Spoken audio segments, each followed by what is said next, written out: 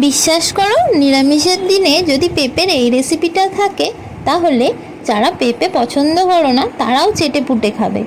সত্যি এটা এত সুস্বাদু হয় যে আমাদের বাড়িতে যেদিন যেদিন এটা রান্না হয় কাড়াকাড়ি পড়ে যায়। তো দেখে নাও রেসিপিটা।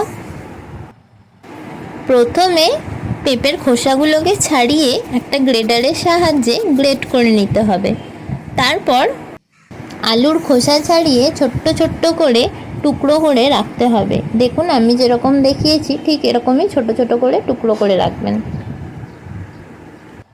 এরপর বাদবাকি মশলা জোগাড় করে নিচ্ছি। এখানে আমি নিয়েছি 1/2 ইঞ্চি মতো আদা আর 1 চা চামচ গোটা জিরে। ভালো করে জল দিয়ে বেটে নিতে হবে। তারপর একটা কড়াই গরম করে তার মধ্যে বেশ খানিকটা সর্ষের তেল দিয়ে যতগুলো ইচ্ছে ততগুলো বড়ি ভেজে নিতে হবে ভালো করে। আমার বড়ি খেতে খুব ভালোই লাগে, তাই আমি বেশ কয়েকটা বড়ি এখানে অ্যাড করেছি।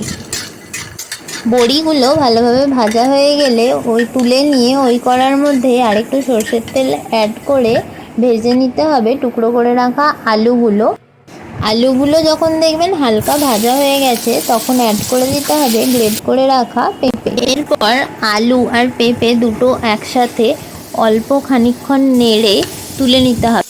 এক্ষুনি খুব বেশি ভাজা করার দরকার নেই, শুধুমাত্র কাঁচা গন্ধটা চলে গেলেই হবে। তারপর কড়াইটা পরিষ্কার করে ওই কড়ার মধ্যে দিয়ে দিতে হবে আরও বেশ কিছুটা সর্ষের তেল।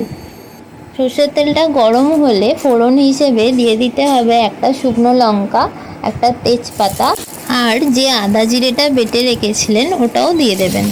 বেশ কয়েকবার নাড়াচাড়া করে ওর মধ্যে অ্যাড করে দিতে হবে ভেজে রাখা পেঁপে ও আলুগুলো। সমস্ত কিছু ভালোভাবে মিশিয়ে নিয়ে একে একে অ্যাড করে দিতে হবে স্বাদমতো নুন, হলুদ আর লঙ্কা গুঁড়ো।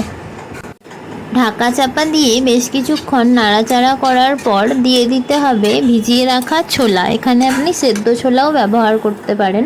সমস্ত কিছু আরও কয়েকবার নাড়াচাড়া করে ভালোভাবে মিশিয়ে নিয়ে দিয়ে দিতে হবে পরিমাণ মতো জল।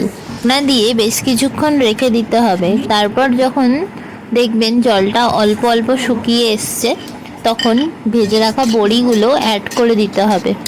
কয়েকবার নাড়াচাড়া করার পর যখন দেখবেন জলটা একদম শুকিয়ে এসছে তখন অ্যাড করে দিতে হবে 1/2 চা চামচ জিরে গুঁড়ো, সামান্য গরম মশলা গুঁড়ো ও 1 চা চামচ ঘি।